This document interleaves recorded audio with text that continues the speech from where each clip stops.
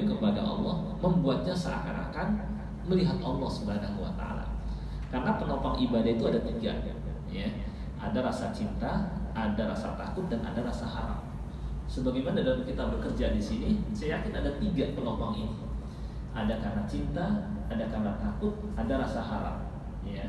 Nah, di antara tiga penopang ini, ya, pendorong ini yang paling terbaik adalah rasa cinta.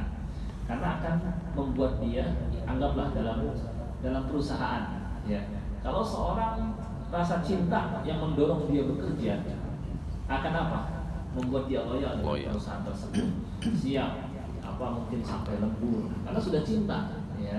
Lembur ya. Kemudian ada juga lembur. Karena takut, akhirnya dia berangkat mungkin jangan sampai telat, kemudian jangan sampai dia nggak mengerjakan tugas-tugas, ya. Ini karena terpaksa. Di antara dua ini, karena terpaksa dengan rasa cinta, mana yang lebih baik? Rasa cinta. Maka dalam beribadah pun sama. Kalau rasa cinta lebih dominan, maka ini tentu lebih utama dan jadi ringan dalam menjalankan tugas, dalam menjalankan ibadah. Ada juga karena rasa harap, karena dia berharap akhir bulan dapat gaji, naik pangkat, seperti ini. Demikian pula dalam beribadah, tiga ini harus ada: rasa cinta, rasa takut, dan rasa harap, ya. Di antara ketiga penopang dan pendorong ini, lebih baik adalah rasa cinta. Karena faedahnya, kalau sudah rasa cinta lebih dominan, maka ibadah jadi ringan. Makanya gak usah heran kalau Nabi SAW misalnya ketika sholat sampai kaki beliau bengkak. Karena apa? Rasa cinta lebih dominan. Beliau kalau sholat malam, ya, membaca Al-Quran panjang sampai berjuz-juz sehingga kaki beliau bengkak. Kok nggak terasa capek? Karena rasa cinta yang tinggi beliau kepada Allah. Perumpamaannya, kalau seorang sudah senang dengan kayak bola lah, dia meskipun main sejam 2 jam ngejar bola sana sini, ya, kok kenapa ringan bagi dia? Padahal capek ngejar bola, lari sana sini. Sebabnya apa? Karena rasa cinta dengan bola itu. Nah, demikian pula perlu kita tumbuhkan rasa cinta dalam beribadah. Inilah ihsan tingkatan pertama. Ya, tinggal kita tumbuhkan rasa cinta. Makanya kata Nabi SAW, waju'ilat qurratu 'aini fi sholati, dijadikan penyejuk mataku ada dalam sholat, ya. Nah, kalau kita tidak bisa menghadirkan rasa cinta, minimal rasa takut, merasa diawasi oleh Allah Subhanahu wa taala. Sehingga dengan begitu kita istilahnya karena Allah selalu melihat kita, ya, sehingga kita tetap menjaga ketakwaan, menjaga kekhusyuan, ya. Ibarat kalau kita di satu kantor ada CCTV di situ, kira-kira apa yang kita kerjakan di situ? Kita berusaha maksimal mengerjakan tugas-tugas macam-macam. Tapi ini lebih baik daripada, maksudnya merasa diawasi Allah itu lebih baik daripada hanya dengan CCTV. Dan seharusnya seseorang kalau ada CCTV aja dia nggak macam-macam, apalagi Allah Azza wa Jalla melihat, yang selalu melihat dia. Terkadang anehnya orang lebih hati-hati, lebih takut dengan adanya CCTV daripada pengawasan Allah Subhanahu wa taala. Ya. Gitu. Jadi dengan adanya pengawasan Allah Subhanahu wa taala, maka seperti seorang ketika ada CCTV yang terus diperhatiin, sehingga atasannya gampang cek kantor terjadi apa-apa tinggal lihat CCTV dari HP. Nah, seperti ini seharusnya kita dalam menjalankan tugas atau dalam beribadah. Kalau nggak bisa menghadirkan rasa cinta, minimal merasakan diawasi oleh Allah Subhanahu wa taala. Tinggal yang ketiga adalah rasa harap. Jadi dalam beribadah kita berharap Allah Azza wa Jalla memberikan pahala yang terhadap ibadah yang kita kerjakan, ya. Nah, kemudian di akhir hadis, ya, Nabi SAW bertanya kepada para sahabat, atadruna manis sa'il, tahukah kalian siapa yang bertanya tadi? Kata para sahabat, Allah wa rasuluhu a'lam, Allah dan Rasulnya lebih tahu. Maka Nabi SAW bersabda, fa innahu Jibril atakum yu'allimukum dinakum. Orang tadi yang bertanya adalah malaikat Jibril. Dia datang ingin menyampaikan ilmu kepada kalian. Nah, jadi dari hadis ini kita mengetahui bahwa tiga hal ini, Islam, iman, dan ihsan, merupakan hal yang penting dalam agama ini, ya. Kemudian juga pengajaran tidak selamanya menyampaikan teori, bisa juga dengan tanya jawab, ya. dan bahwa bergaul dengan masyarakat lebih baik daripada kita menyendiri, ya, dan seterusnya. Karena banyak, agak panjang, saya nggak mungkin nyampaikan semua isi hadis ini dan waktu terbatas. Mungkin sebelum nanti kita tutup, supaya lebih sedikit nambah wawasan, kita buka sesi tanya jawab. Kalau ada yang belum jelas bisa disampaikan. Silakan Pak, supaya nanti diskusi ya. Yuk, yang lain ada tanya? Pak Eki, Pak Wahid tolong. Oh kedengeran? Enggak, biar enak YouTube-nya kan. Assalamualaikum warahmatullahi wabarakatuh. Waalaikumsalam warahmatullahi wabarakatuh. Terima kasih kepada Pak Ustadz sama bagi kita sosial. Sedikit saya mau coba ini apa? Tanya ya, bagaimana cara kita menumbuhkan rasa cinta itu terhadap ibadah Pak, yang sehari-hari kita lakukan. Kemudian Samperin. iya, Pak. Kadang-kadang kita itu merasa ketika melakukan ibadah tersebut, kita tuh ada rasa khawatir ya, rasa khawatir itu apakah ibadah kita diterima, apakah ibadah kita ini udah sempurna atau belum. Ini bagaimana kita menyikapinya itu? Itu Pak, yang kedua. Ya. Iya. Baik, pertanyaannya sangat bagus. Terkait dengan bagaimana caranya menumbuhkan rasa cinta dengan beribadah atau dalam beribadah. Ya. Kalau kita lihat,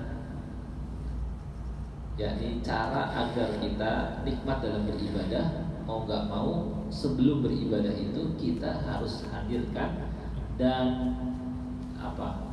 munculkan dalam hati kita rasa cinta kepada Allah.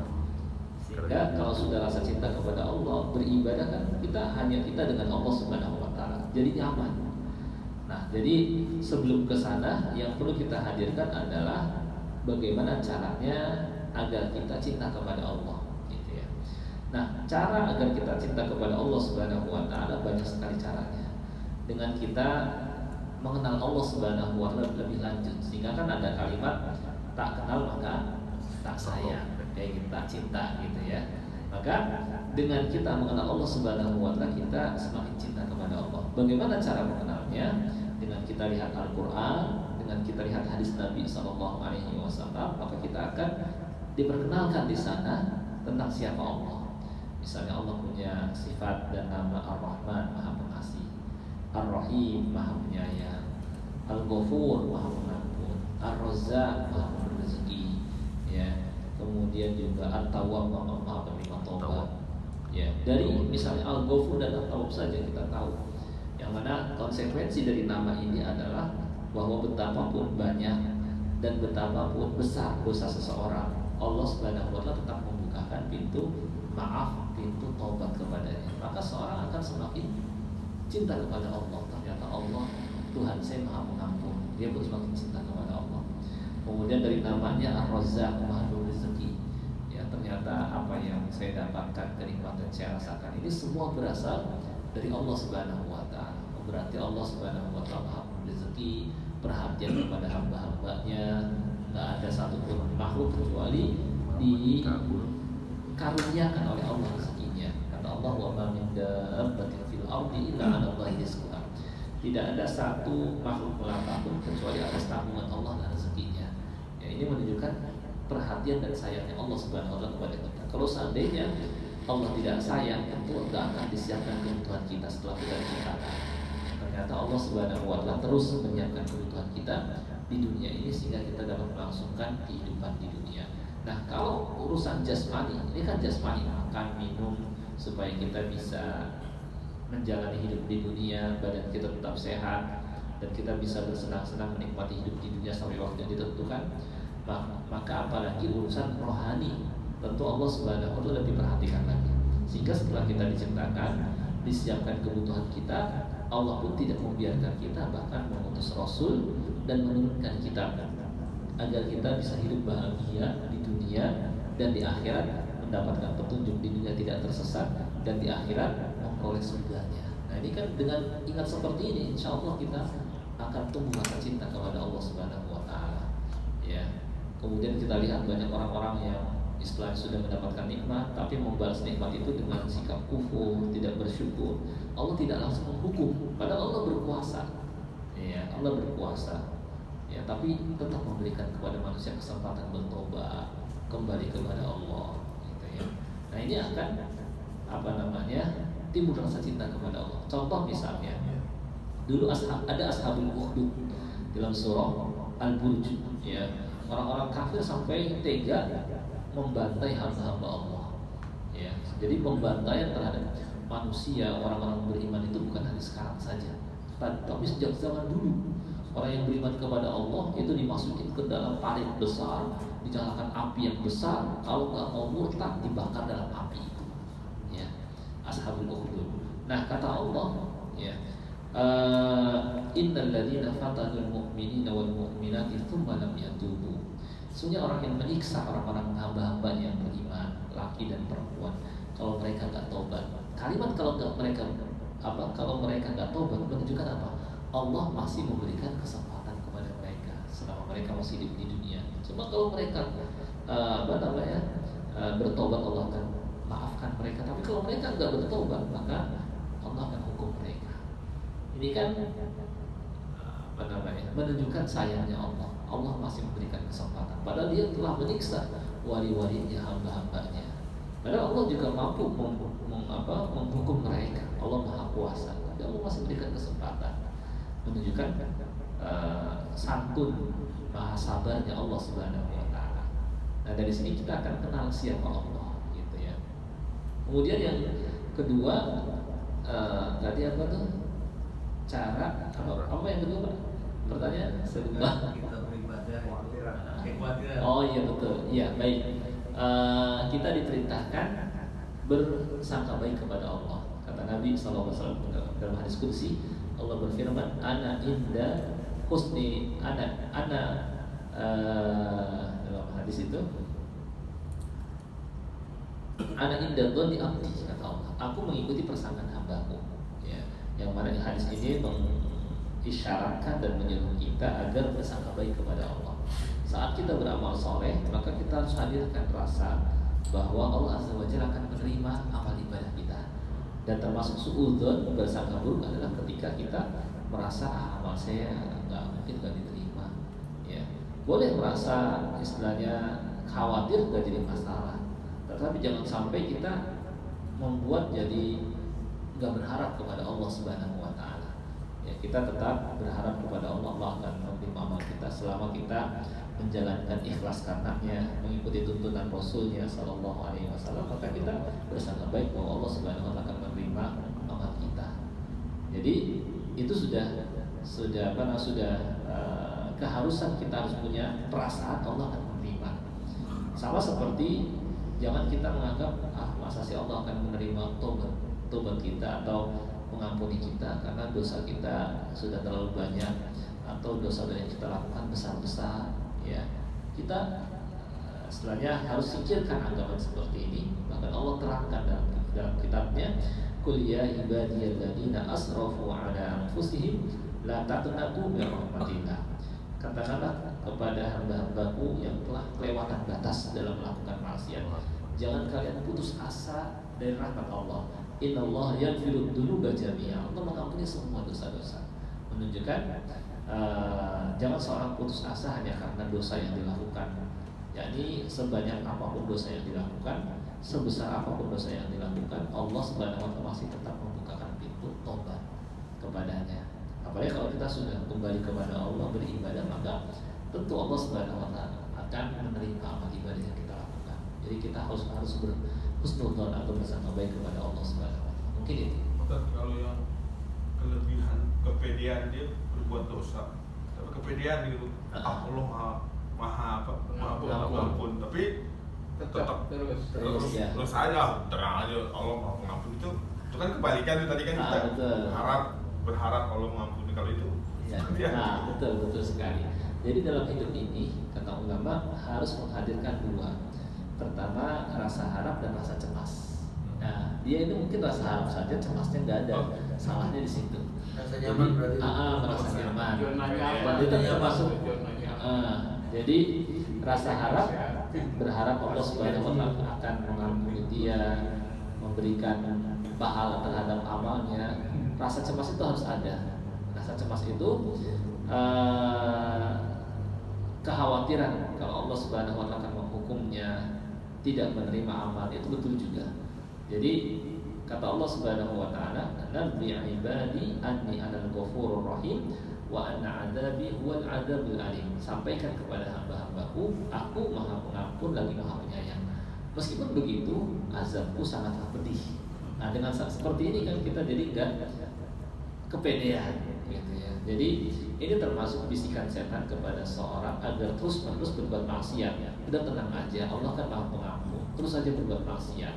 Tapi harus ingat ayat lanjutannya, tapi azab Allah sangatlah pedih. Gitu. Jadi harus dihadirkan dua ini, rasa harap dan rasa cemas. Saya kira begitu. Wallahu a'lam. Ada lagi? Ustaz, kalau kaitannya dengan gini Pak, kita khawatir sebenarnya ibadah kita Kurang kencang. ya kita khawatir gini Pak, Ustaz, kita ibadah kita ini sesuai nggak dengan tuntunan. Itu kan jadi masalah juga. Betul. Nah, kalau kaitannya pas kita udah melaksanakan, wah udah rupanya nggak sesuai tuntunan, itu gimana nih Pak? Nah, caranya kita tinggal istilahnya berkaca atau melihat ya misalnya buku-buku atau bertanya kepada ulama ya apakah praktek yang saya kerjakan ini sudah sesuai. Dan saya yakin buku-buku yang ada pun itu terkadang ada peragaannya juga. YouTube pun ada juga sama sekarang, Allah mudahkan. Tinggal kita ya ketika kita jalankan ya sholat kita, kemudian umroh misalnya pun banyak sekali ya, tinggal kita coba sesuaikan. Ya, mulai dari kalau umroh sebenarnya ada pembimbingnya, nah, itu lebih mudah lagi. Gitu. Jadi kita bisa baca, kita bisa lihat. Sekarang sudah audio visual, jadi bisa langsung melihat peragaan praktek sholat, peragaan praktek wudhu, peragaan umroh ada pembimbingnya juga dan seterusnya. Cuman cara memilih yang antara yang mazhabnya. nah ini cara gimana nih? Iya, bagaimana cara? Betul. Pilihan berarti.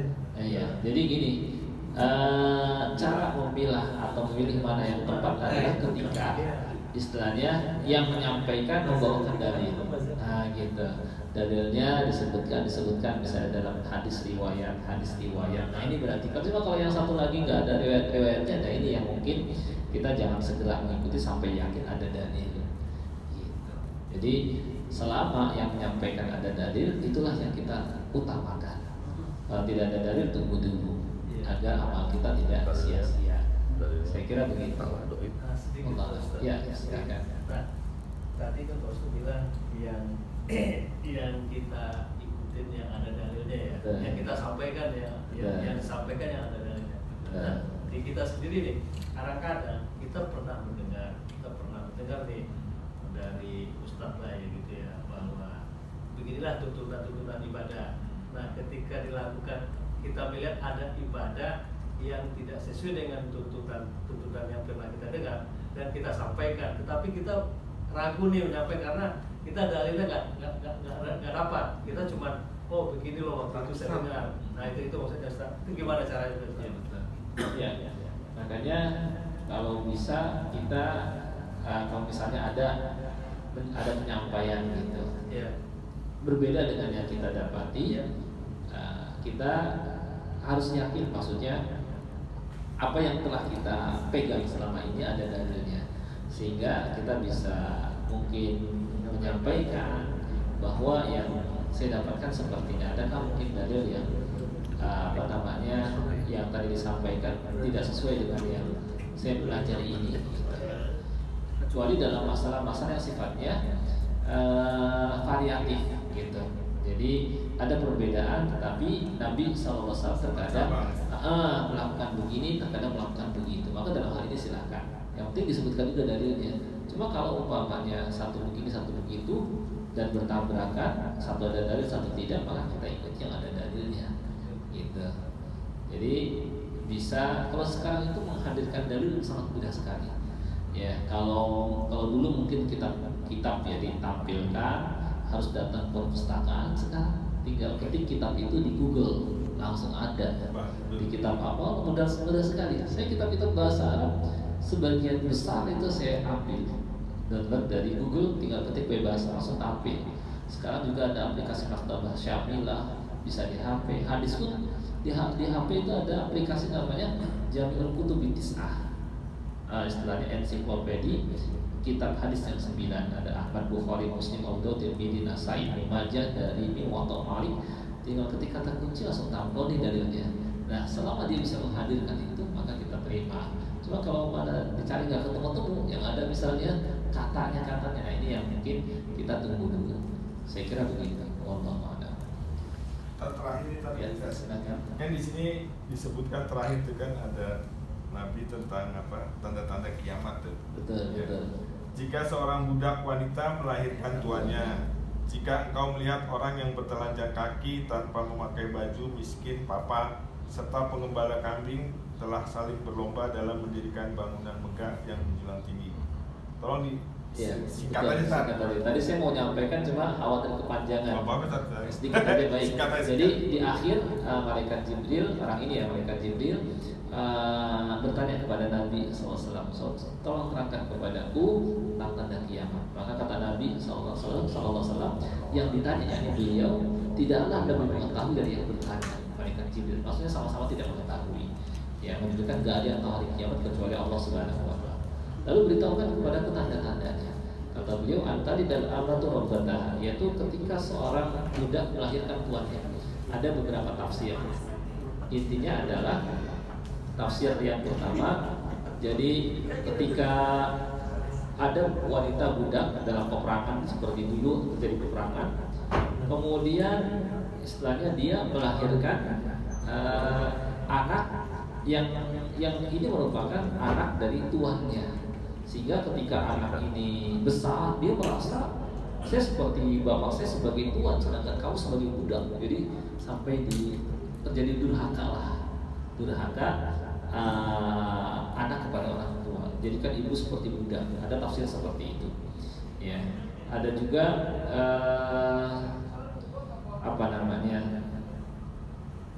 menunjukkan sudah rusaknya zaman. Ya, rusaknya zaman, ya anak seperti tuan terhadap orang tuanya, ibunya seperti budak tadi. Ya, kemudian juga